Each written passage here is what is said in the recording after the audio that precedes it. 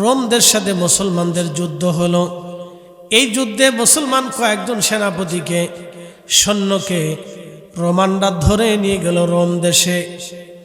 Roman সম্রাটের কাছে জানানো হলো, সম্রাট, আমাদের বন্দীদের মধ্যে একজন রসুলের সাহাবী আছে, তার নাম আব্দুল্লাহ ইবনে হুযাইফা রাদিয়াল্লাহু তাআলা আনহু। তো রোম সম্রাট চিন্তা করলেন, চিরজীবন আমরা মুসলমানদের সাথে যুদ্ধে হেরে গেলাম, কোনোদিনও সাহাবীদের সাথে আমরা যুদ্ধে বিজয় অর্জন করতে পারি নাই। তাহলে এই মুসলমান সাহাবীকে আমাকে দেখতে হবে, তাদের ঈমান কেমন, বেশভূষা কেমন, তাদের চাল চলন কেমন, কথাবার্তা কেমন, আমার জানা দরকার। রোম সম্রাট বললেন, তাহলে আমার রাজ দরবারের সামনে, আমার সিংহাসনের সামনে মুসলমান বন্দীদেরকে নিয়ে আসা হোক। মুসলমান বন্দীদেরকে নিয়ে আসা হলো। মুসলমান বন্দীদেরকে নিয়ে আসার পরে রোম সম্রাট বলল, আপনাদের মধ্যে আব্দুল্লাহ ইবনে হুযাইফাকে। হযরত আব্দুল্লাহ ইবনে হুযাইফা বলেন, আমি আব্দুল্লাহ ইবনে হুযাইফা। আপনি কি রসুলের সাহাবী? বলতেছে, হ্যাঁ, আমি আল্লাহ রসুলের সাহাবী আব্দুল্লাহ ইবনে হুযাইফা। আপনি আল্লাহ রসুলের সাহাবী? বলে, হ্যাঁ, আমি নবীর সাহাবী। আমি রোম সম্রাট আপনাকে বলতেছি, হে আব্দুল্লাহ, আপনাকে আমি আপনার জীবন ভিক্ষা দিয়ে দিব, কিন্তু শর্ত হলো আপনি কালেমা পরিবর্তন করে খ্রিস্টান হয়ে যাবেন। হযরত আব্দুল্লাহ ইবনে হুযাইফা ডাক দিলেন, রোমান সম্রাট, তামাম পৃথিবী যদি তুমি আমাকে দিয়ে দাও, তাহলেও শুনে রাখো, আমি কালেমার বিনিময়ে তামাম দুনিয়া গ্রহণ করব না। একবার আওয়াজ তুলে জোরে বলা যাবে কি আল্লাহু আকবার? তো রোমান সম্রাট চিন্তা করলো, আমি টার্গেট কম বলছি, আর একটু বাড়াই। তো বলতেছে, হে আব্দুল্লাহ ইবনে হুযাইফা, তোমাকে আমি আমার রোমান সম্রাটের জামাতা বানাবো। আমার একটা মাত্র মেয়ে সন্তান, তোমার সাথে বিয়ে দেব। তুমি আমার রোম সম্রাটের জামাতা হবা।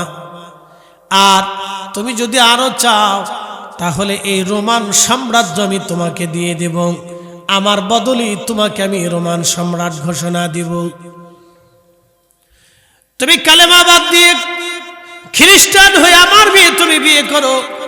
নবীজির সাহাবী ডাক দিলেন, হে আব্দুল্লাহ ইবনে হুযাইফা, এরে রোম সম্রাট, শুনে রাখো, আমি রাসূলুল্লাহর সাহাবী। এই জমিনে এসেছিলাম জীবন বিলিয়ে দিয়ে কালেমার পতাকা উড্ডীন করার জন্যে। তোমার সামান্য প্রলোভনে পড়ে তুমি ভাবতেছ আমি রাসূলের সাহাবী, আমি আমার ঈমান আর জিন্দেগি বরবাদ করে দেই। এরে বেটা রোম সম্রাট, আমি আসছিলাম জীবন দেওয়ার জন্য। তুমি যদি চাও আমার জীবন নিয়ে নিতে পারো। আমি মারা গেলে আমি শহীদ, বেঁচে থাকলে আমি গাজী। এরে রোমান সম্রাট, তুমি মনে করো না তোমার এই সামান্য প্রলোভনে লোভে পড়ে আমি আমার ঈমানকে সোহবতে রাসূলের সাহায্য থেকে ধন্য হয়ে যে ঈমান এই জীবনকে বুলন্দ করেছি, সেই ঈমান সেই জীবনকে তোমার সামান্য লোভের কারণে আমি বরবাদ করে দেব। আমি সেই সাহাবী না, আমি সে মুসলমান না। এরে রোমান সম্রাট, তোমার কথায় কোনো কাজ হবে না। আমি আব্দুল্লাহ ইবনে হুযাইফা জীবন দেওয়ার জন্য রেডি আছি, কিন্তু ঈমান কখনো যাবে না। একবার জোরে বলা যাবে কি মারহাবা? তেলের গাড়ি তেলে চলে, হাওয়ার গাড়ি হাওয়ায় উড়ে, বিনা তেলে চালাই গাড়ি নবী সুলাইমান। আমরা সেই মুসলমান। কথা বলেন ঠিক কিনা? কিন্তু মসজিদে জুতা চুরি করি। আমরা সেই মুসলমান। বিরিনির টুকলা এক টুকলার বদলে ৬০ টুকলা আতাই। আমরা সেই মুসলমান। হযরত আব্দুল্লাহ ইবনে হুযাইফা রাদিয়াল্লাহু আনহুকে রোমান সম্রাট বলল, তাহলে তাকে শুলে চড়াও, তাকে হত্যা করে ফেলো, যেহেতু সে আমার কথা শুনবে না। সেতু থেকে হত্যা করা হোক, শুলে চড়ানো হোক। হযরত আব্দুল্লাহ ইবনে হুযাইফাকে নিয়ে যাওয়া হচ্ছে, শুলে চড়ানো হবে। তখনই আব্দুল্লাহ ইবনে হুযাইফা চোখের পানি সেরে সেরে তিনি কান্না করতেছিলেন। সৈন্যরাজি রোমান সম্রাটকে বলল, ও রোমান সম্রাট, আব্দুল্লাহ ইবনে হুযাইফা চোখের পানি ছেড়ে দিয়েছে, সে কান্না করতেছে। আমাদের মন বলে, আমাদের হৃদয় বলে সে কালেমা ছেড়ে দিয়ে খ্রিস্টান হয়ে যাবে, কারণ সে এখন ভয় পাচ্ছে। ভয় না পেলে কেন কান্না করবে? রোমান সম্রাট বলল, যাও তাকে আবার ডেকে নিয়ে আসো। ওরা মনে করছে আব্দুল্লাহ চোখের পানি পেলে কাঁদতেছে, মানে ভয় পাইছে, মৃত্যুটাকে ভয় পাইছে সে। রোমান সম্রাটের কাছে আনার পরে রোমান সম্রাট বলল, আব্দুল্লাহ তুমি ভয় পেয়ে চোখের পানি ফেলে কান্না করতেছো, কান্না বন্ধ করে দাও, তোমাকে আবার সুযোগ দিলাম। যদি তুমি খ্রিস্টান হও, আমার মেয়েটা তোমার সাথে বিয়ে দিয়ে দিব, রোমান সাম্রাজ্যের সম্রাটগিরি আমি তোমাকে দিয়ে দেব। আব্দুল্লাহ ইবনে হুযাইফা মুস্কি হাসি দিয়ে বললেন, রোমান সম্রাট, তুমি কি মনে করছো আমি জীবনের মায়ায় কাঁদতেছি? তুমি এটা মনে করো না আমি জীবনের মায়ায় কাঁদতেছি না রে রোমান সম্রাট। আমি কাঁদতেছি এজন্যে যে আল্লাহ আমাকে কেন 1000 বার হায়াত দিল না। যদি 1000 বার আল্লাহ হায়াত দিত, তাহলে আমি আমার এই কালেমার জন্য, এই রাসূলের জন্য 1000 বার শহীদ হতাম, আবার 1000 বার আমি জিন্দা হতাম। একসাথে বলবেন আল্লাহু আকবার। আমি কাঁদতেছি আল্লাহ আমার একটা হায়াত কেন দিল? সুবহানাল্লাহ বলবেন না? আপনি চিন্তা করতে পারছেন যে তার ঈমান কত মজবুত ছিল, যে আমার একটা হায়াত আল্লাহ কেন দিল, আমার 1000 বার কেন দিল না? যদি 1000 বারই দিত, তাহলে 1000 বারই আমি এই কালেমার জন্য শহীদ হতাম। আর 1000 বারই আল্লাহ আমার জীবন দিলে আমি 1000 বারই শহীদ হতাম। একসাথে বলবো আল্লাহু আকবার। না হয় না, আর একটু জোরে বলেন আল্লাহু আকবার। তখন রোমান সম্রাট বলল, আমি এবার বুঝতে পারছি যে সাহাবী কি জিনিস।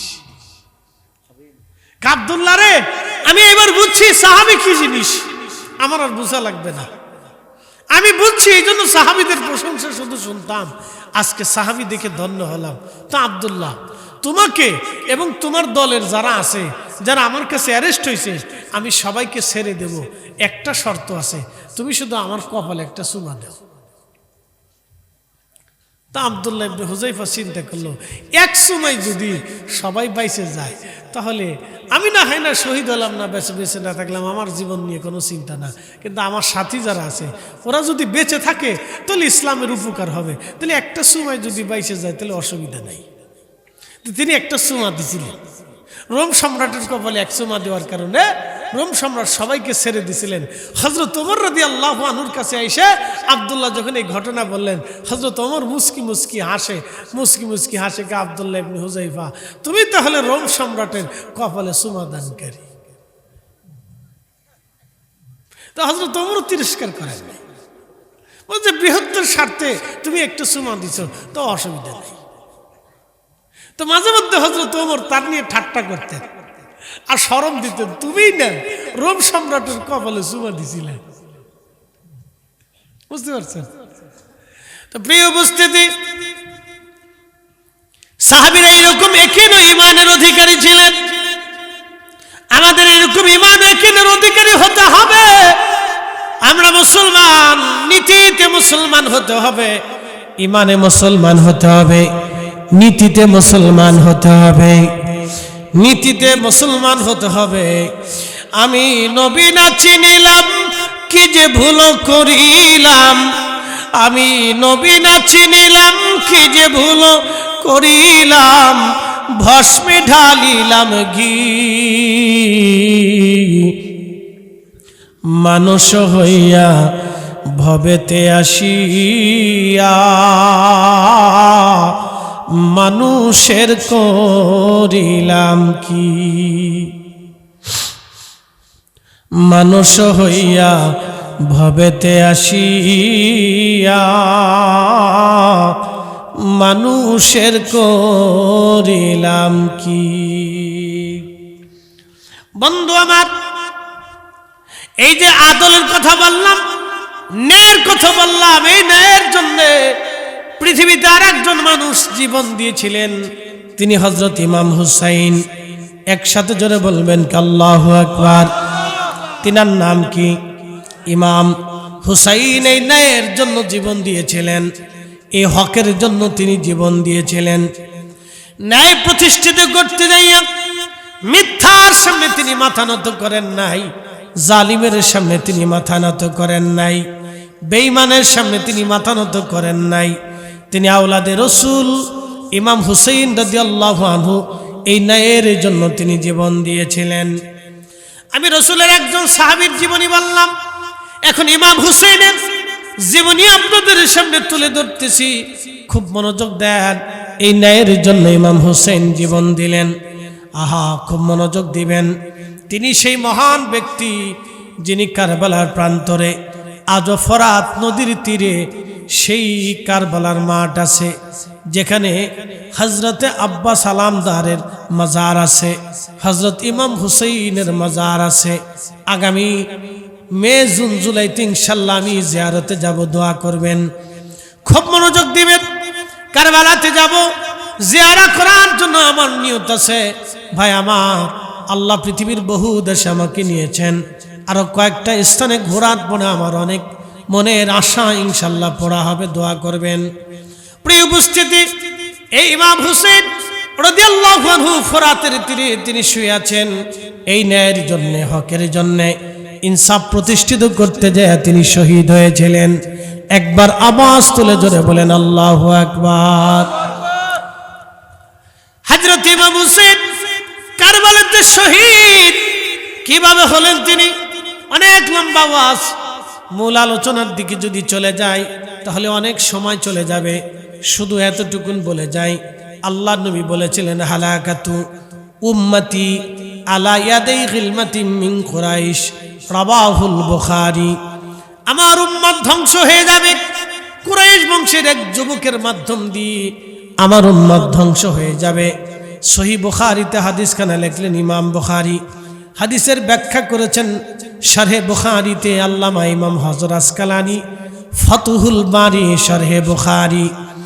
শারহে বুখারীতে হযরত ইমাম হযরত আসকালানী আশ-শাফিঈ তিনি ব্যাখ্যা করতে গিয়ে লিখলেন, তাহলে সেই কুরাইশ বংশের যুবকের নাম কি, কি বা তার পরিচয় হবে?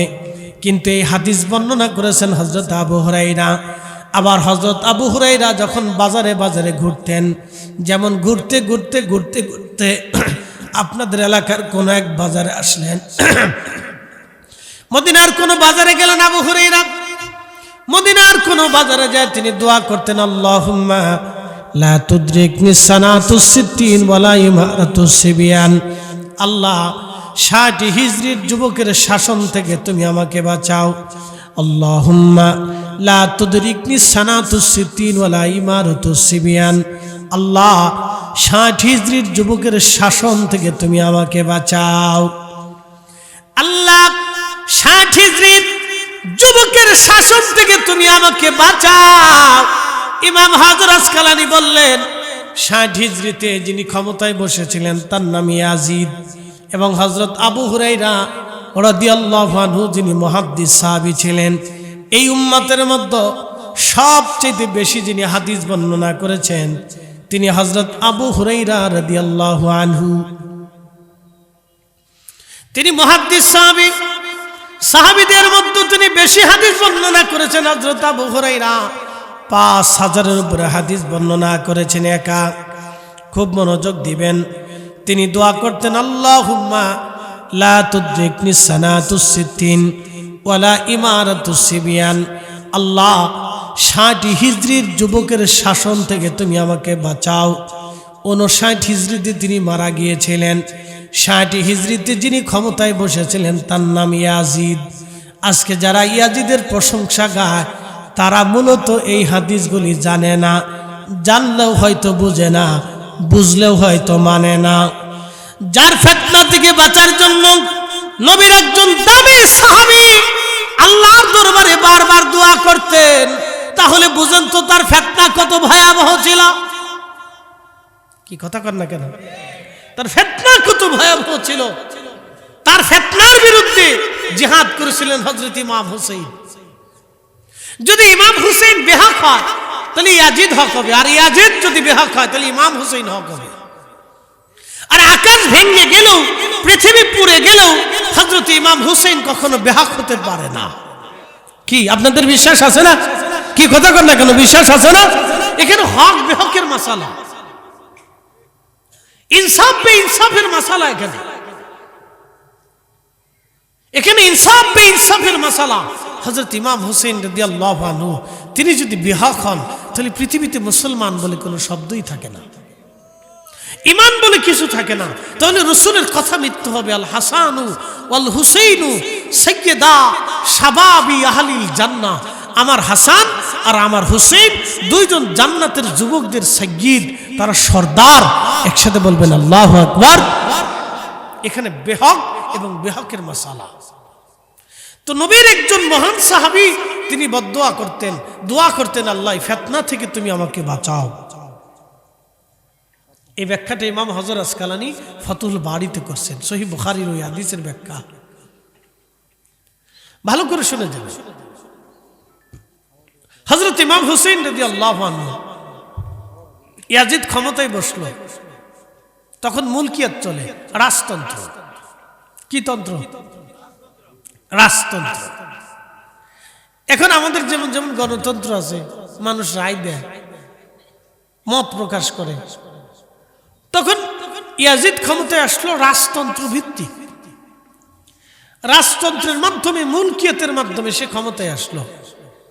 রাজতান্ত্রিকভাবে সে ক্ষমতায় আসার পরে মদিনাতুল মুনাওয়ারাতে চিঠি পাঠাই ইমাম হুসাইনকে বলল, আপনি আমার বায়াত গ্রহণ করেন। আচ্ছা বলেন তো, মহাস্থান থেকে কোনো গান জুটি, কোনো হিরোইনসি আইসে যদি আমাকে বলে যে ফরিদি সাহেব আপনি মজলিসে আপনি আমার বায়াত নেন, আমি কি বায়াত নিমু না জুতা দিয়ে ফিডামু? হ্যাঁ, আপনি কি ভাবতেছেন? আপনি কি ভাবতেছেন যে আলেমরা বায়াত নিবে? তো ইমাম হুসাইন রাদিয়াল্লাহু আনহু বললেন, একজন ফাসিক আমাকে চিঠি পাঠাইলো, আর আমি রাসূলের আদর্শকে জলাঞ্জলি দিই, এক মিথ্যার সামনে মাথা নত করে আমি হককে জলাঞ্জলি দিই। আমি একজন ফাসিক, একজন কাজ্জাব, একজন জালিমের সামনে মাথা নত করে বায়াত হব, এটা কি করে হয়? তখন ইমাম হুসাইন জবাব দিয়ে দিলেন, আমি হুসাইন অন্ধকারে একাকিত্বে কখনো বায়াত গ্রহণ করি না। যদি আমার জাতি গ্রহণ করে নেয়, আর যদি আমার জাতি আমাকে গ্রহণ করে, তাহলে আমি কখনোই আমি মিথ্যার সামনে মাথা নত করতে পারি না। একসাথে বলবেন আল্লাহু আকবার। না আরো জোরে বলেন, একসাথে জোরে বলেন। আর আমরা 500 টাকা দিলে রাতের ভোট সকালবেলায় চেঞ্জ হয়ে যায়। সারা মাস ঘুরে করছি, মার্কা আসেনি বলে আছে, কোন সে মার্কা? কলস। 3 মাস পর্যন্ত কলস কয়ে চিল্লেছে। বদনা আল্লাহ রাত্রিবেলা এসে কয় ভোট কয়টা আছে? 5টা আছে। 5000 দিয়ে গেলাম, কালকে সকাল 10টার ভিতরে মেরে দিস। 3 মাস পর্যন্ত কলস কলস কয়ে চিল্লেছে, পরের দিন 5000 ঠেপে বদনামারকে ধামধুম করে মেরে দিছে। এলা আমরা বাঙালি কি আসতে কনকে জোরে বলে, এলা আমরা কি বাঙালি। এই জন্য আমাদের রাস্তা ঠিক হয় না, আমাদের বন্দর ঠিক হয় না, আমাদের চোখদির পরিবর্তন হয় না, আমাদের সারের দাম কমে না, ওষুধের দাম কমে না, খাবারের দাম কমে না, ফরমালিন চলে, ভেজাল চলে, 2 নম্বরই চলে, সিটারি চলে, বাটপারি চলে, বিচার আসার ঠিক মতো হয় না। কি কথা কন না কে? ঠিক কিনা? কষ্ট হয়েছে নি আপনাদের? হক কিন্তু দিতে ওয়াজ দিচ্ছেন কারবালার, এই জন্য কারবালার ওয়াজে চলে গেল। শুনে যান, বেশি লম্বা করব না, টাইম খুব কম। বেশি করে না? আচ্ছা ঠিক আছে। যদি কোন সারা রাত, সারা রাত তো হবে না। আচ্ছা ঠিক আছে, তাহলে একসাথে জোরে বলে আল্লাহু আকবার। শুনে যাবেন হাজিরিন, আল্লাহ কুমরুন হক কিন্তু তিতা হয়, হক একটু তিতা হবে। আমরা এমন মুসলমান নীতিতে বিশ্বাসী না, আমরা নীতির মুসলমান না, আমরা নীতিতে এখনো অটল হতে পারি নাই। আগের মুসলমান আপনি যদি দেখেন, কথা যাহা বলেছে কথা তারা 2 নাম্বারই করে নাই। মুসলমান ভালো করে শুনে যান, মুনাফিকের আলামত 3টা। 1 নাম্বার কথায় কথায় মিথ্যা বলে, 2 নাম্বার আমানত রাখলে খেয়ানত করে, 3 নাম্বার ওয়াদা করলে ভঙ্গ করে। এই 3টা গুণ বাঙালিদের ভিতরে কম না বেশি? ঘরে ঘরে কোনায় কোনায় মাইনকে সিপায়, রাস্তায় রাস্তায়, মোড়ে মোড়ে, স্ট্যান্ডে স্ট্যান্ডে। কি কথা ঠিক আছে না? এদেশের বিমানের শিডিউল চেঞ্জ হয়, ট্রেনের তো কোনো কথাই নাই। দাঁড়াইছে তো খারাইছে, ও ওখানে পেশাব করবে, বাথরুম করবে, ঘুমাবে, ঝিমাবে, চা খাবে, পান খাবে। সকালে ট্রেন বিকেলে আসে, বিকেলেরটা রাতে আসে। মুসলমান ভালো করে শুনে দেবেন, মুনাফিকের আলামত 3টা। কথায় কথায় মিথ্যা বলে। বাঙালিরা মিথ্যা না বললে ফেটের ভাত হজম হয় না, এরা আল্লাহর কসম করে মিথ্যা বলে, কোরআন শরীফ ছুঁয়ে মিথ্যা কথা কয়। 2 নম্বর আমানত রাখলে খেয়ানত করে। যদি বিশ্বাস না করেন, 2 লাখ টাকা কাগজ কলম ছাড়া আওলাদ দিয়ে দেখেন, তাইলে দেখবেন যে আমানত কি জিনিস। এই আমানত নষ্ট হয়ে যাওয়ার কারণে এই গ্রামীণ ব্যাংক, এই এনজিও, এই বেড়া আমাদের দেশে চেরাক ধরেছে। কথা বুঝেন নাই মনে হয়? বেড়াক আমাদের দেশে চেরাক ধরে ফেলছে। কিস্তির দোকান খুলে ফেলছে। 1 লাখ টাকা নিবেন, 25,000 টাকা দিবেন নাকি? আবার কিছু পাবলিক সুদ করেছে। টাকা নিবি না? কত নিবি? বলে ভাই 2 লাখ টাকা ইমার্জেন্সি লাগে। তো নিবি তো, লাভ দিবি কত? যদি নিস তো নিবি, না দিলে একবারে গরু ধরে নিয়ে আসবো, বাড়ির থেকে একবারে স্বর্ণলঙ্কার যা আছে তা নিয়ে চলে আসবো। আর আমরা যখন কর্জে হাসানে নিছি, টাকা হাওলাত নিছি বটে, টাকা কোনোদিন ফেরত দেয়নি। 6 মাস 6 বছর পর্যন্ত গেছে, ওই টাকা উঠেইতে নিয়ে বাংলাদেশে সালিশ, দরবার, মারামারি, ধরাধরি, ফিটাফিটি, কেস, মামলা হামলা বহুত কিছু হয়েছে, তারপরও টাকা দেয় না। তো মানুষ এরকম বিশ্বাস হারাইয়া হারাইয়া হারাইয়া হারাইয়া ঠক খাইয়ে খাইয়ে খাইয়ে খেয়ে এখন টাকা থাকলেও না ভাই টাকা নেই, হাওলাত দেয় না। কি কথা খারাপ কইছি ভাই? এখন আর কি দেয় না, হাওলাত দেয় না। তখন এই মানুষেরা কয়, তাহলে হাওলাত যদি পাইতে চাস, টাকা পাই, তাহলে কিস্তির দোকানে আয়। কিসের দোকানে? কিস্তির দোকানে আয়। তো মুসলমান তার আদর্শ থেকে যখন সরে গেছে, তখন গজব মাথার উপরে এসে চাপছে। এটা মনে রাখবেন, কথা ক্লিয়ার। ইমাম হুসেন শহীদ হলেন ইনসাফের জন্য, ন্যায়ের জন্য, হকের জন্য, আদালের জন্য। বলতে তিনার জীবন দেওয়ার তো কোনো দরকার ছিল না, উনি কেন জীবন দিতে যাবেন? এই হক, এই ইনসাফ, এই আদল, এই ন্যায় আমরা মুসলমানরা বাঙালিরা বুঝি না। কলার ভিতরে ফরমালিন মেরে দিই, বগুড়ার কলার চাষ বেশি, আবার গাঢ় উপরে পরে কিনা আল্লাহ জানে। কলায় ফরমালিন মানে। আমি টাঙ্গাইলের মধুপুরে গেছি ওয়াজ করতে, বললাম ভাই বাগান থেকে 2টা আনারস কেটে দেন। ঢাকাতে ফরমালিন থাকে, হুজুর লাভ নাই। বলে কারণ কি? ঢাকারটাও যা বাগানেরটাও তা। বলো তার মানে গাছের ভিতরে মেরে দিচ্ছি, গাছের ভিতরে মেরে দিছে ফরমালিন, খাওয়া বাঙালি। শোনেন ভাই আমার, আলোচনার মূলের দিকে চলে যাচ্ছি। এই আনুষঙ্গিক কিছু কথা না বললে আপনি বুঝবেন না। আমি কারবালার মূল আলোচনার দিকে যাই। ইমাম হুসেন রাদিয়াল্লাহু আনহু সপরিবার নিয়ে, ছোট্ট কাফেলা নিয়ে তিনি কুফার দিকে রওনা দিলেন। কারণ কুফা থেকে 40,000 চিঠি আসলো, হুজুর আপনি আমাদের কাছে আসেন, আমরা আপনার বায়াত নিলাম, আমরা আপনার আনুগত্য করব এবং জীবন আর সব কিছু দিয়ে আপনাকে রক্ষণাবেক্ষণ করব। এই ইনসাফ প্রতিষ্ঠিত করতে আমরা আপনার সাথে, আপনার ডানে বামে পিছনে থেকে আমরা মিথ্যার সাথে লড়াই করব। কুফার মানুষেরা ওয়াদা করলো, ইরাকের মানুষেরা চিঠি লিখে ওয়াদা করলো। সেই ওয়াদা শুনিয়া ইমাম হুসেন রাদিয়াল্লাহু আনহু মক্কাতুল মুকাররমা থেকে মাত্র 72 জন পুরুষ, 30 জন নারী নিয়ে মোট 100 সদস্যের একটা ছোট্ট কাফেলা নিয়ে রওনা করলেন। সুদূর পথ পানি দিতে দিতে দিতে দিতে বর্তমান কারবালার প্রান্তরে তিনি পৌঁছায় গেলেন। কারবালা যখন পৌঁছাইলেন 7ই মুহররম কারবালায় পৌঁছানোর পরে ইয়াজিদি সৈন্যরা সুদূর ওই যে আপনার কুফা নগর থেকে 2000 সৈন্য এসে পুরা কারবালা ঘিরে ফেলল। এরপরে সৈন্য বাড়তে বাড়তে বাড়তে বাড়তে 22,000 সৈন্যের বিরাট একটা কাফেলা পুরা কারবালা ইমাম হুসাইনকে ঘিরে ধরল। ওই 22,000 সৈন্যের যিনি প্রধান সেনাপতি ছিলেন, নাম শুনলে আপনারা আশ্চর্য হবেন, তার নাম আমর বিন সাদ। আমর বিন সাদ হযরত সাদ বিন আবি ওয়াক্কাস রাদিয়াল্লাহু আনহুর কলিজার টুকরা ছেলে। শুনে যাবেন, নবীর 10 জন সাহাবী জান্নাতের সুসংবাদ পেয়েছিল। তার একজন সাহাবীর নাম সাদ বিন আবি ওয়াক্কাস, তার কলিজার টুকরা ছেলে আজ আসছে, যার উসিলায় জান্নাতের সার্টিফিকেট পেল। তার দৌহিত্রকে আজকে কারবালায় হত্যা করার জন্যে জান্নাতের সুসংবাদ প্রাপ্ত সাহাবীর সন্তান এসেছে ইমাম হুসাইনকে কারবালায় শহীদ করার জন্যে 22,000 সৈন্যের প্রধান সেনাপতির পদ নিয়ে।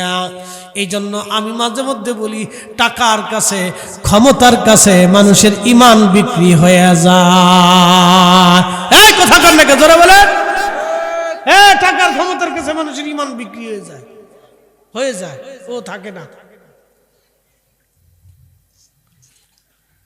আমর বিন সাদ নবীজির 10 জন সাহাবী জান্নাতে গেলেন সুসংবাদ নিয়ে।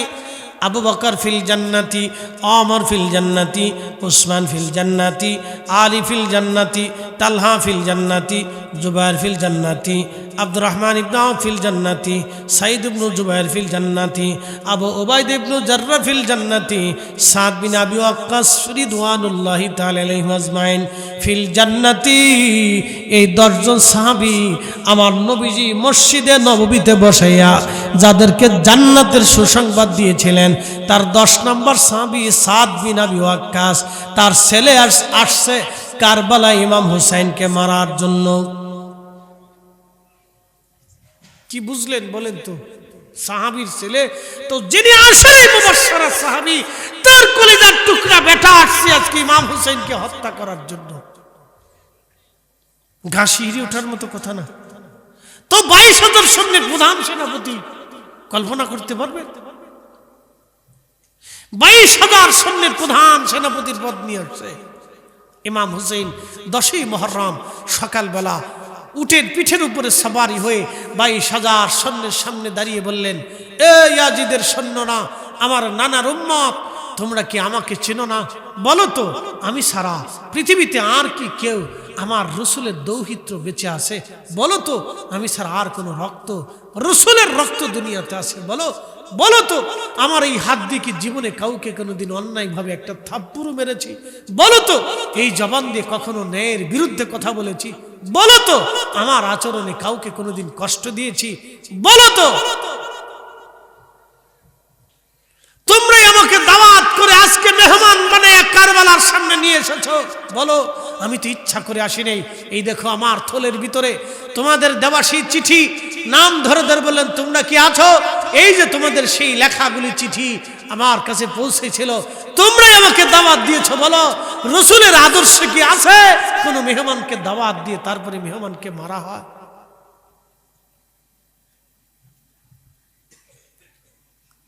আহা, সেই দিন তাদের হৃদয় বিগলিত হয় নাই। তোমরা বলো, তোমাদের ভিতরে যদি আমার নানার কোন সাহাবী জিন্দা থাকে, তাহলে আমার নানা কি বলেন, আল হাসান ওয়াল হুসাইনু সাইয়্যিদা শাবাবি আহলিল জান্নাহ, আমার ভাই হাসান আর হুসাইন 2 জন জান্নাতি যুবকদের সর্দার। আমার নানা কি বলে নাই? তোমাদের ভিতরে কি কোনো রাসূলের সাহাবী নাই? তো জিজ্ঞেস করো। হৃদয় বিগলিত হয় নাই। তোমরা বলো, আমি কি হকের উপরে আছি না বেহকের উপরে আছি? তোমরা বলো। সেদিন তারা চুপ হয়েছিল। ঠিক তখনই সেনাপতি আমর বিন সাদ বর্ষা হাতে নিয়ে বর্ষা নিক্ষেপ করলেন হযরত ইমাম হুসাইন রাদিয়াল্লাহু আনহুর দিকে। বর্ষা ছুড়ে দিয়ে বললেন, হুসাইন সাক্ষী থাকো, আমি তোমার দিকে প্রথম বর্ষা নিক্ষেপকারী। হযরত ইমাম হুসাইন রাদিয়াল্লাহু আনহু রণকৌশল দিয়ে বর্ষা ফিরাই বললেন, আমর বিন সাদ, আমি সাক্ষী থাকলাম কিয়ামতের ময়দানে তুমি আমার রাসূলের সামনে দাঁড়াবে, আমিও আমার রাসূলের সামনে দাঁড়াবো। সেই দিন আল্লাহর দপ্তরে মালিক ইয়াউমিদ্দিন, বিচার দিবসের যিনি মালিক, তার সামনে বিচার ফয়সালা হবে। তুমি প্রথম আমার দিকে বর্ষা নিক্ষেপকারী। হে আমর বিন সাদ, তোমার পিতা যদি আজ বেঁচে থাকতো তাহলে কি জবাব তুমি দিতে বলো তো? বুঝতে পারছেন? আমরা বাঙালিরা হচ্ছি ও শুধু কি বলে সাজন্য মুসলমান, জবানে মুসলমান, কাজে মুসলমান, নীতিতে মুসলমান না। আমরা নীতিতে মুসলমান, নীতির মুসলমান বাংলাদেশে খুব অভাব। টুপি মাথায় দিয়ে যে জাতি মসজিদের যায় নামাজে বসে মিছে কথা কয়, মসজিদ থেকে নামাজ পড়ে আইসে ঘুষ খায়, ঘুষ খাইয়ে যাইয়ে তারপরে নামাজ পড়ে। কি কথা কর না জোরে বলেন, মুসলমান এটি কি ওয়াজ শোনাবেন আপনি? এদেশে হাজার হাজার ওয়াজ হয়, লক্ষ লক্ষ ওয়াজ হয় প্রত্যেক বছরে। আমি কত মাহফিল করি জানেন?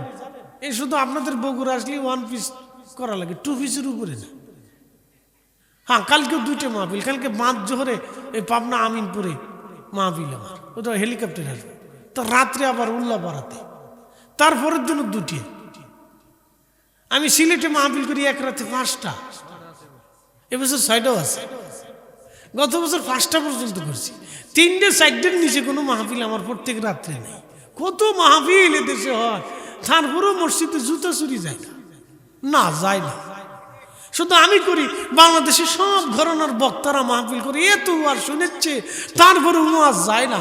এরা ওয়াজটা শুনে যে মান কিছু ভাই 2 বিড়ির ভিতরে ধরে 2 টান দিয়ে, দূর খুব টেনশন ছিল রে হুজুর, জাহান্নামের ভয় দেখেছে, টেনশন ফ্রি করি, টেনশন ফ্রি করে বিড়ি টান দিলে মাথার থেকে ওয়াজ যা আছে সব শেষ, ওয়াজ আর নাই, ওয়াজ শেষ হয়ে গেছে। আর যারা ওয়াজ শোনার দরকার তারা ওয়াজ শোনে না, তারা টাইম পায় না। তারা জুমার দিনে আসে পরে, যায় আগে। বাংলাদেশের আইন করা উচিত ছিল যে যে কয়জন এমপি হবে, যে কয়জন মন্ত্রী হবে, যে কয়জন ওসি ডিসি এসপি থাকবে, যে কয়জন প্রশাসনিক সচিব থাকবে, যে কয়জনের গুরুত্বপূর্ণ সরকারি পদে দায়িত্বে থাকবে, সব কয়জনের জুমায় একবারে 12টার সময় বাইতুল মুকাররমে উপস্থিত হইতে হবে। আর বাইতুল মুকাররমের খতিব ওই দিন একবারে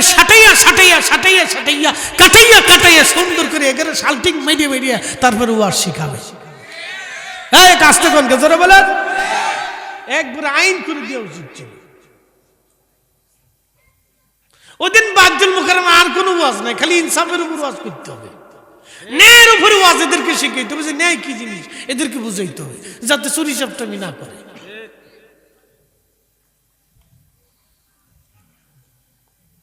কিন্তু এত হয় না।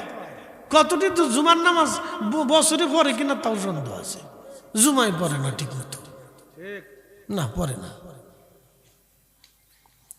প্রিয় মুসলমান হাজিরিন, এইদিকে যাব না, ইমাম হুসেইনের দিকে চলে যায়। তার মানে বোঝা গেল টাকার কাছে, ক্ষমতার কাছে মানুষের ইমান বিক্রি হয়। সেই জামানাও হয়েছে, জামানাও হবে। অথচ সেই জামানা ছিল খায়রুল কুরুন। নবীজি বলেছেন খায়রুল কুরুনি সুম্মাল্লাযীনা ইয়ালুনাহুম সুম্মাল্লাযীনা ইয়ালুনাহুম, আমার জামানা উত্তম।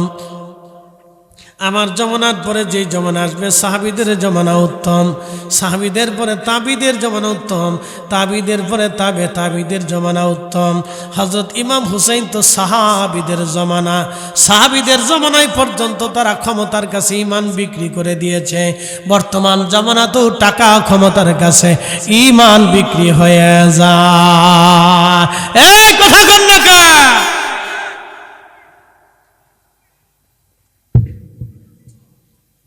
একসাথে জোরে বলেন তো আল্লাহু আকবার। ওয়াজ কি চলবে? আপনাদের এদিকে তাবারক সারে ওয়াজ চলে, এটা ভালো। অনেক জায়গায় তাবরক না দিলে বসে না, সিন্নি নেই জায়গা, বহু জায়গা আছে। আপনাদের উত্তরবঙ্গে দিকতে ভালো আজকে আছে না? আছে তো এর লেগে তো কিছু কিছু লোক সার্ভিস দিয়ে ঘুরতেছে যে লাস্টে যাবে, তো অসুবিধা নেই। ঘুরেন ঘুরেন ঘুরেন, ধরে সার্ভিস দিয়ে ঘুরতেছেন ঘুরেন, কুয়াশা খেতে থাকেন, পরে এসে তারপরে খেয়ে যায়, ঘুরে যাও, অসুবিধা নেই, চলুক ইনশাল্লাহ। মুসলমান ভালো করে শুনে যাবেন, হযরত ইমাম হুসাইন রাদিয়াল্লাহু আনহু এই কথা বলার পরে যখন বর্ষা নিক্ষিপ্ত হলো, তখন ইমাম হুসাইন ফিরে চলে আসলেন। মাত্র ৭২ জনে এক কাতারে দাঁড়ানো, ডান পাশে আব্বাস আলামদার, তার মাজার এখনো কারবালাতে আছে, তার মাজার থেকে ফোঁটায় ফোঁটায় পানি বের হয়ে আসে। একসাথে বলবেন আল্লাহু আকবার। আব্বাস আলামদারের মাজার থেকে এখনো চুয়ে চুয়ে পানি আসে, টাইলস দেওয়া, একেবারে দামি টাইলস। আমি সেটা দেখার জন্য যাব, একবারে দামি টাইলস, পৃথিবীর সেরা টাইলস দিয়ে তার মাজার, তাদের মাজার নির্মাণ করা হয়েছে। কিন্তু এই টাইলসের ভিতর থেকে পানি চুয়ায় চুয়ায় বের হয়ে আসে। কেন আসে তাও বলে দিব। এই সে আব্বাস আলামদার, যিনি যুদ্ধের ময়দানে যখন সবাই শহীদ হয়ে গেল, একেবারে সবাই শহীদ, হযরত ইমাম কাসেম শহীদ হয়ে গেল, ইমাম আলী আকবর শহীদ, ৭২ জনের ৬৯ জন শহীদ হয়ে গেল। বেঁচে আছেন শুধুমাত্র ইমাম হুসাইন এবং আব্বাস আলামদার আর হযরতে ইমাম আলী আসগর, ৩ জন মাত্র তখন বেঁচে ছিলেন। আব্বাস আলামদার পতাকা হাতে নিয়ে এসে বললেন, ভাইজান, এই যে আপনার পতাকা আপনাকে ফেরত দিয়ে দিলাম, আপনি আমাকে একটা মশক দেন। জয়নুলের কান্নার আওয়াজ আসলে আমার কলিজা বিদীর্ণ হয়। আহা, হযরতে আলী আসগরের কান্নার আওয়াজ আসলে আমার ব্যথা লাগে। হুজুর, পানির মশকটা দেন। আমি পানির মশকটা নিয়ে কারবালা থেকে পানি নিয়ে আসি। হযরত ইমাম হুসাইন বললেন, আব্বাস রে, যদি পানি আনতে যাও তাহলে ওরা তোমাকে শহীদ করে দিবে। আব্বাস আলামদার বললেন, হুজুর, শাহাদাতের নজরানা দেওয়ার জন্যই তো আমি কারবালায় আসছি, আমাকে বিদায় দিয়ে দেন। আহা, বিদায় নিয়ে পানির মশক নিয়ে আব্বাস আলামদার ফোরাতের তীরে গেলেন। হাজার হাজার সৈন্য পানি ঘিরে ধরে দাঁড়িয়ে আছে অস্ত্র সজ্জিত হয়ে। আব্বাস আলামদার ডাক দিলেন, এই ইয়াজিদের সৈন্যরা, তোমরা মুসলমান না তোমরা বেঈমান? ওরা বলল, আমরা সবাই তো মুসলমান। মুসলমান যদি হও, আমি পানির মশক এনেছি। আমার রসুল পরিবারের সন্তানরা ৩ দিন পানি তৃষ্ণায় আজ কাতর হয়ে আছে। ছোট্ট শিশু আলী আসগর তো কোনো অপরাধ করে নাই, তোমরা পানি দাও। মহিলারা তো কোনো অপরাধ করে নাই, আমি পানির জন্য এসেছি, তোমরা দয়া করে পানি দাও, তাদের কলিজা ঠান্ডা হবে। ওরা জবাব দিল, আব্বাস আলামদার, তোমার জীবনের মায়া যদি থাকে তাহলে জীবন নিয়ে ফিরে চলে যাও, হুসাইন পরিবারের জন্য এখান থেকে কোনো পানি যাবে না। আব্বাস আলামদার বুঝতে পারলেন যুদ্ধ ছাড়া আর আজকে কোনো ফয়সালা হবে না। হযরত আব্বাস আলামদার রাদিয়াল্লাহু আনহু যুদ্ধের জন্য প্রস্তুতি নিলেন। তিনি চিন্তা করলেন, তলোয়ার ছাড়া এখন আর কোনো ফয়সালা হবে না, তলোয়ার ছাড়া কোনো ফয়সালা হবে না। তিনি যুদ্ধের জন্য প্রস্তুতি নিলেন। যুদ্ধ শুরু হয়ে গেল, প্রচণ্ড যুদ্ধ তিনি শুরু করলেন, প্রচণ্ড জিহাদে। হযরত আব্বাস আলামদার রাদিয়াল্লাহু তাআলা আনহু তিনি এতটা বীর মুজাহিদ ছিলেন। কুরাইশ বংশের বনু হাশিমের সন্তান তিনি, লড়াকু সৈনিক ছিলেন, বীর মুজাহিদ। যুদ্ধ করে করে হাজার হাজার সৈন্যদের ব্যারিকেড ভেঙে একা তিনি শত শত শত শত জাহান্নামীকে জাহান্নামে পাঠায়া তিনি কারবালার ফোরাত নদীর তীরে পানির মধ্যে ঝাঁপিয়ে পড়লেন। পানির মশক ঢুকাইলেন, মশকের ভিতরে তিনি পানি নিলেন। পানি নেওয়ার পরে 2 হাতের আজল ভরে 2 হাত ভরে ফোরাত থেকে পানি উঠাইয়া তিনি পানি পান করবেন। আজকে 3 দিন ধরে তিনি তৃষ্ণার্ত, কলিজা চৌচির হয়ে গেছে। ঠিক পানি মুখে নিবেন এমন সময় মনে পড়ল, আমার আসগর পানির জন্য কান্না করতেছে, আমার জয়নুল পানির আশায় কান্না করে রে, আমি আব্বা সালামদার আজ পানি পান করব না। নবী পরিবারকে পানি না খাওয়াইয়া, আহলে বাইতে রসুলকে পানি পান না করাইয়া আজকে আমি পানি পান করব না। একবার জোরে বলা যাবে কি মারহাবা। তেলের গাড়ি তেলে চলে, হাওয়ার গাড়ি হাওয়ায় উড়ে, বিনা তেলে চালাই গাড়ি নবী সুলাইমান। আমরা সেই মুসলমান। হযরত আব্বাস সালামদার পানি ছেড়ে দিলেন, পানির মশক নিয়ে ঘোড়ায় চেপে বসলেন। সেনাপতি আমর বিন সাদ ঘোষণা দিল, রে এই পানি যদি ইমাম শিবিরে পৌঁছায়, ইমাম হুসাইন যদি একবার পানি পান করতে পারে রে, তাহলে তোরা কেউ কিন্তু জীবন নিয়ে ফিরে যেতে পারবি না। কারণ আমি তাকে চিনি, তার বাবাকে চিনি, শেরে খুদা আলী। তিনি সেই শেরে খুদা আলী যিনি খাইবরের দুর্গের সিংহের দরজা টেনে ভেঙে ফেলেছিলেন। তার অরুজ্জার সন্তান, তার রক্ত তার শরীরে প্রবাহিত হয়। পানি যদি পান করতে পারে তোরা কেউ জীবন নিয়ে যেতে পারবি না। পানি ঠেকা আব্বাস সালামদারকে ঘিরে ফেলা হলো।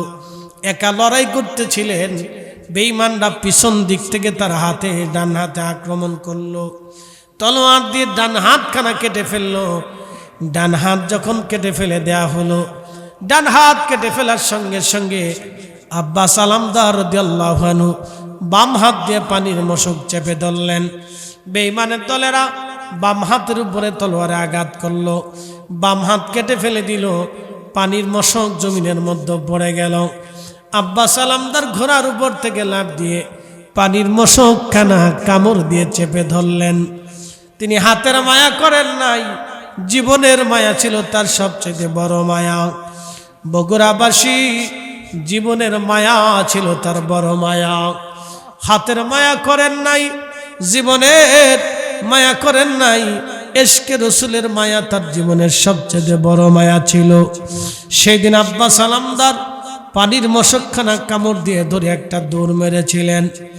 এমন সময় বেঈমানেরা বর্ষার আঘাত করে, তীরের আঘাত করে আব্বাস সালামদারকে একেবারে ক্ষত বিক্ষত করে দিল।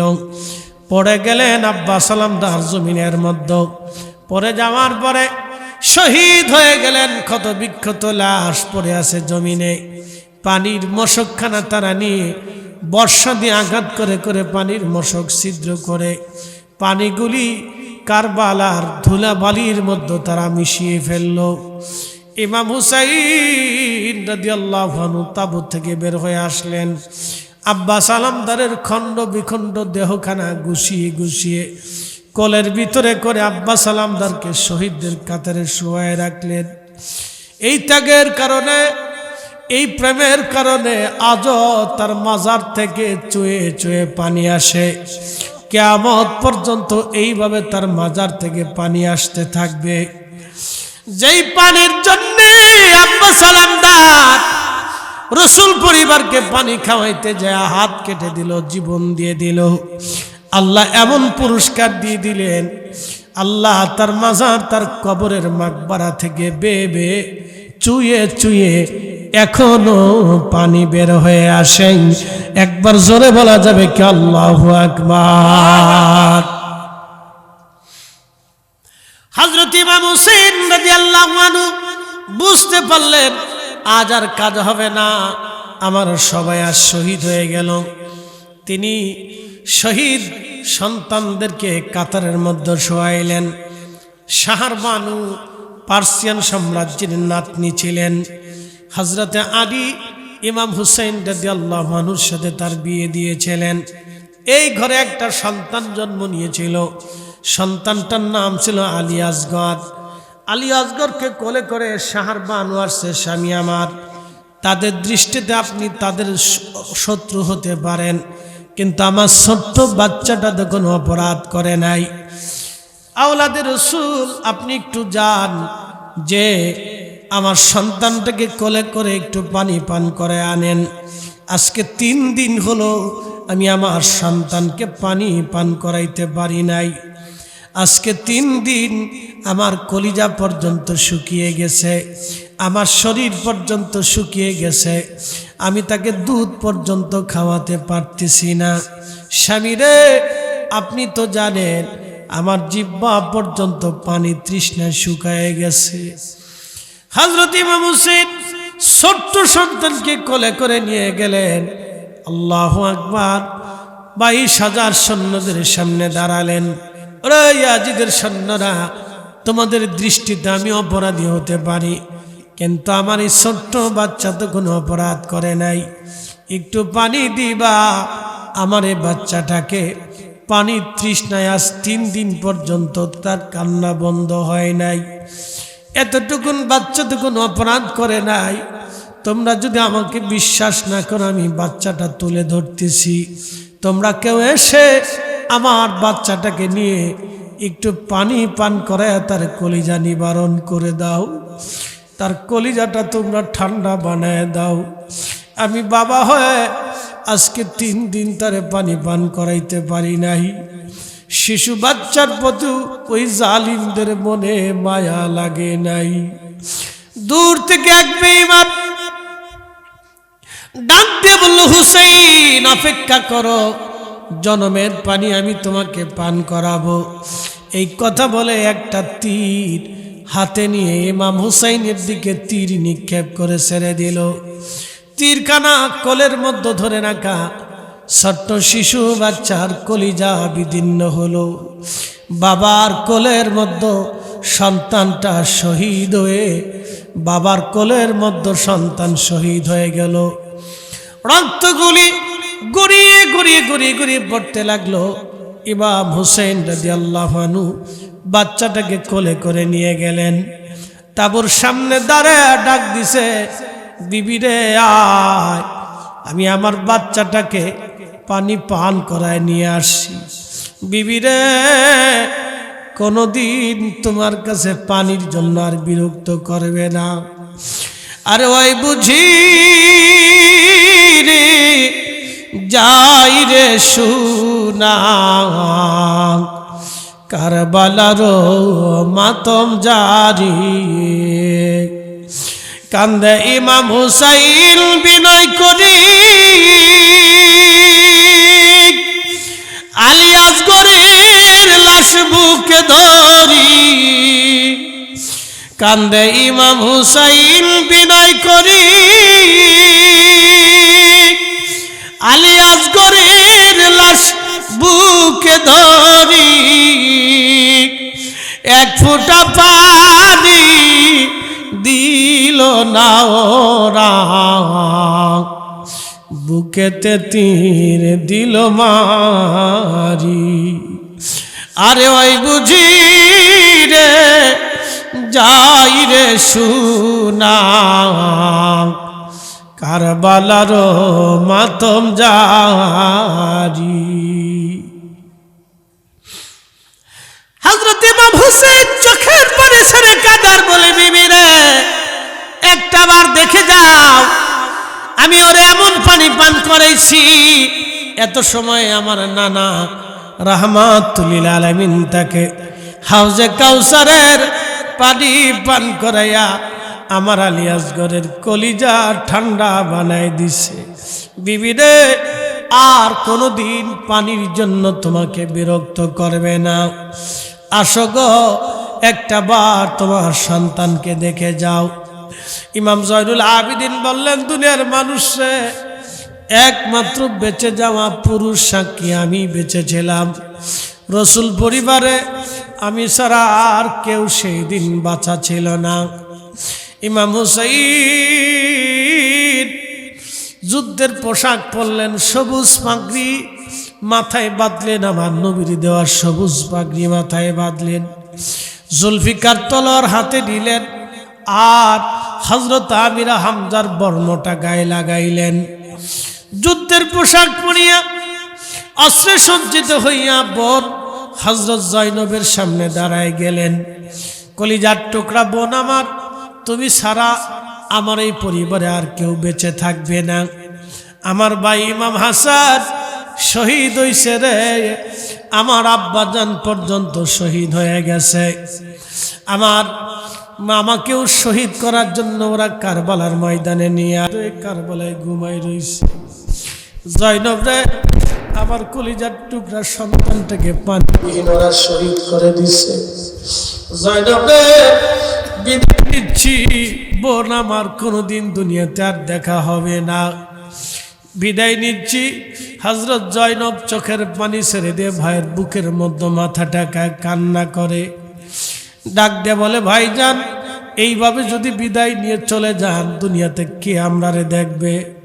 বলে, বোন আমার চিন্তা করিও না, আল্লাহর আমানতে তোমাদেরকে রেখে দিয়ে গেলাম। জয়নব রে, আমার দুইটা ওসিয়ত তুমি মেনে রাখবা। আমার শাহাদাতের পরে আমার সাকিনা, আমার কলিজার টুকরা মেয়েটাকে আমার জেসেমের কাছে যেতে দেবা না, কারণ আমি শহীদ হয়ে যাওয়ার পরে ওরা আমার লাশ ক্ষত বিক্ষত করবে, আমার লাশ কেটে ফেলবে, আমার লাশ ওরা ক্ষত বিক্ষত করে অত্যাচার করবে। জয়নব রে, আমার লাশ ক্ষত বিক্ষত করার সময় আমার সখিনা যেন আমার লাশের পাশে না যায়। মাতম করবি না, আমার জয়নুল আবিদিনকে তোমার আমানতে দিয়ে গেলাম, সন্তানের মতো দেখবি, কারণ আমার জয়নুল আবিদিন তুমি ছাড়া আর আমার জয়নুলের আপন কেউ থাকবে না রে জয়নব। হযরত জয়নব ভাইয়ের বুকের মধ্যে মাথাটাকে কান্দে। হযরত জয়নব রাদিয়াল্লাহু আনহাকে ইমাম হোসেন বললেন, জয়নব, দুনিয়ার কোন রাজা বাদশার কাছে আমাদের হত্যার ফয়সালা টানতে যাবি না। জয়নব রে, দুনিয়ার কোন রাজা বাদশার কাছে ফয়সালা টানব না, এই ফয়সালা হাসরের ময়দানে আল্লাহর সামনে থেকে, রসুলের দপ্তর থেকে আমরা নিয়ে নিব।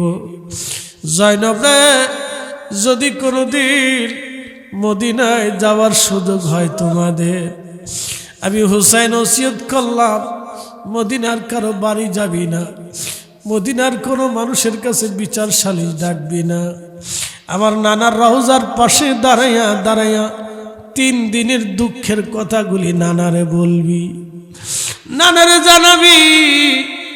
তারিখের মধ্যে আসছে কারবালায় শাহাদাতের পরে, আহা, ইমাম হাসান হুসাইন রাদিয়াল্লাহু আনহুমার পরিবার, তাদেরকে নিয়ে যা হলো সিরিয়ার দামেশকে ইয়াজিদের জেলখানায় ইমাম হুসাইন জয়নুল আবিদিনকে বন্দি রাখা হলো। ইমাম জয়নুল আবিদিন জেলখানার ভিতরে বসে বসে কাঁদতেন, ইয়া রাহমাতাল লিল আলামিন আদরিকলি জয়নুল আবিদিন মাহবুস সাইদিল জালিমিন ইলমান কাবিল মাজদাহামি ইয়া রাহমাতাল লিল আলামিন। নবীজি, আপনার জয়নুল আবিদিন জালিমের জেলখানায় বন্দী হয়ে আছে। হুজুর, আপনার কলিজার টুকরা জয়নুল আবিদিন জালিমের জেলখানায় আজ বন্দী হয়ে আছে, আপনি আমারে দেখে যান, জালিমরা আমারে জেলখানার মধ্যে বন্দী করে রাখছে। জেলখানার থেকে বের করে ইয়াজিদ যখন তাদেরকে মদিনায় পাঠাইছিলেন, হযরত জয়নব রাদিয়াল্লাহু আনহা চাদর টেনে দিলেন, চাদর টেনে দিয়ে একেবারে শরীরটাকে আবৃত করে নবীজি রওজার অদূরে দাঁড়িয়ে গেলেন। ইমাম জয়নুল আবিদিন রওজা শরীফের পাশে যায় নবীজিকে সালাম দিলেন। ওই সময় মদিনার হাজার হাজার মানুষ মদিনার বিভিন্ন জায়গা থেকে দৌড়ায় দৌড়ে আসতেছিল। রসুল পরিবার মদিনার মধ্যে ফিরে আসছে। সবাই বলে শহীদ, শুধু জয়নুল আবিদিন নাকি বেঁচে আছে। ইমাম জয়নুল আবিদিন রওজা শরীফের পাশে দাঁড়ায় নবীজিকে সালাম দিলেন। চোখে পানি, বুক ভরা বেদনা, স্বজন হারা ব্যথা নিয়ে ইমাম জয়নুল আবিদিন সালাম দিলেন, আসসালামু আলাইকা ইয়া রাসূলুল্লাহ, আসসালামু আলাইকা ইয়া হাবিবাল্লাহ। এইভাবে যখন সালাম দিলেন, মদিনার মানুষ ডুকরিয়ে ডুকরিয়ে কেঁদে উঠল। ইমাম জয়নুল আবিদিন যখন কারবালার ঘটনাগুলি বলতেছিলেন, ঠিক মদিনার মানুষ অস্থির হয়ে চিৎকার মেরে মেরে কান্না করতেছিল। সেই দিন দুঃখের কথাগুলি ইমাম জয়নুল আবেদিন বলতেছিলেন। তার ভাই আলী আকবর কিভাবে শহীদ হলো, ইমাম কাসেম কিভাবে শহীদ হলো, আলী আসগর কেমনে শহীদ হলো, তাদেরকে নির্মমভাবে জেলখানায় কিভাবে রাখা হলো, দাসীবাদীদের মতো তাদেরকে ঘোড়ায় চড়ায় চড়ায় কুফা আর সিরিয়ার অলি গলি দিয়ে তাদেরকে ঘোরানো হয়েছিল, সব বলল। এইভাবে যখন নবীজি রওজা শরীফের পাশে দাঁড়ায় জয়নুল আবেদিন কষ্টের কথাগুলি বলতেছিলেন। মদিনার এমন মানুষ নাই রে যেই মানুষ সেই দিন চোখের পানি ফেলে ফেলে না কেঁদেছিল। মুসলমান, পৃথিবীর নিকৃষ্ট জুলুম রাসূল পরিবারের সাথে করা হয়েছে, নিকৃষ্ট জুলুম নবী পরিবারের সাথে করা হয়েছে। পৃথিবীর নিকৃষ্ট জুলুম আমার রাসূল পরিবারের সাথে করা হয়েছে। এ নবীর উম্মত, এই উম্মতের জন্য নবীজির দন্ত শহীদ হলো। আমার নবীজির চাচা শহীদ হয়ে গেল, নবীজির চাচাতো ভাই শহীদ হয়ে গেল, তিনার কলিজার টুকরা জামাতা শহীদ হয়ে গেল, দুইটা কলিজার টুকরা দৌহিত্র শহীদ হয়ে গেল। পুরা পরিবারের আওলাদরা এই উম্মতের জন্য তারা শহীদ হয়ে গেল। আমরা উম্মত নবীজিকে কিছুই দিতে পারি নাই, আমরা উম্মত রাসূলকে কিছু দিতে পারি নাই, কিছুই আমরা দিতে পারি নাই, আমরা কিচ্ছু দিতে পারি নাই। আমরা যে তার আদরের উম্মত, কয়দিন কেঁদেছি। রাসূল আমার আল্লাহর হাবিব, আখেরি নবী,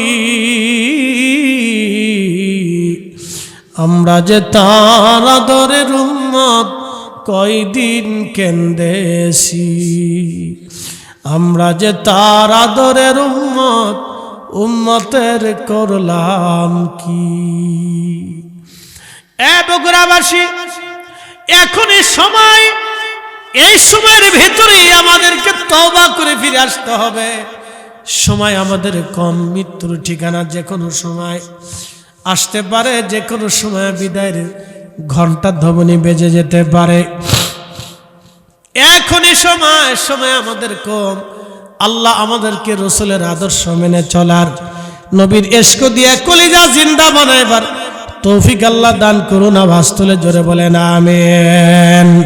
একটু জবান খুলে আওয়াজ তুলে বলেন আল্লাহ আল্লাহ আল্লাহ আল্লাহ আল্লাহ আল্লাহ আল্লাহ আল্লাহ আল্লাহ। আখেরি সালাম লওয়ান, আখেরি সালাম লওয়ান, ওকে নানা জান আপনা রি হুসাইন যায় কারবালার ময়দান। আল্লাহ আল্লাহ, কারবালার ময়দানে যাইয়া আয়া দিব গলা কাটাইয়া, আয়া আর না আসিব ফিরে, আর না আসিব ফিরে, ওহে নানা জান আপনা রি হুসাইন যায় কারবালার ময়দান। আল্লাহ আল্লাহ আল্লাহ আল্লাহ আল্লাহ, লা ইলাহা ইল্লাল্লাহু মুহাম্মাদুর রাসূলুল্লাহ সাল্লাল্লাহু আলাইহি ওয়াসাল্লাম। নারে তাকবীর। তাহলে আমরা কি কথায় মুসলমান না নীতিতে? নীতিতে মুসলমান হতে হবে। রব বলেন ইন্নাল্লাহা ইয়া'মুরু বিল আদলি ওয়াল ইহসান, নিশ্চয় আমি আল্লাহ তোমাদেরকে হুকুম করলাম তোমরা দুনিয়াতে ন্যায় করবা এবং ইহসান করবা, দয়া করবা। আল্লাহ ন্যায় করার এবং দয়া করার তৌফিক আল্লাহ দান করুন, জোরে বলেন আমিন। সময়ের স্বল্পতা, বিদায়ের পালা আমার। আপনাদের সামনে শুধু দুটি কথা আগামী বছর এই মাহফিলটা কি চলবে না বন্ধ হবে? যদি চালাইতে হয় তাহলে অবশ্যই মাহফিলে আপনাদেরকে শরীক হতে হবে। আল্লাহ আমাদেরকে শরীক হওয়ার তৌফিক নসিব করুন, জোরে বলেন আমিন। কথা বাড়াবো না। আনফিকু মিম্মা রাযাকনাকুম মিন ক্বাবলি আইয়াতি আহাদাকুমুল মাউত, মৃত্যু আসার আগে আপনারা আল্লাহর পথে কিছু খরচ করবেন, শরীক হবেন। আজকে ইমাম হুসাইনের শাহাদাতের নজরানার কথা আপনারা শুনলেন। তারা শহীদ হয়েছিলেন এই উম্মতের জন্য। প্রিয় ভাই আমার, বিনিময়ে আমরা তাদেরকে কিছু দিতে পারিনি।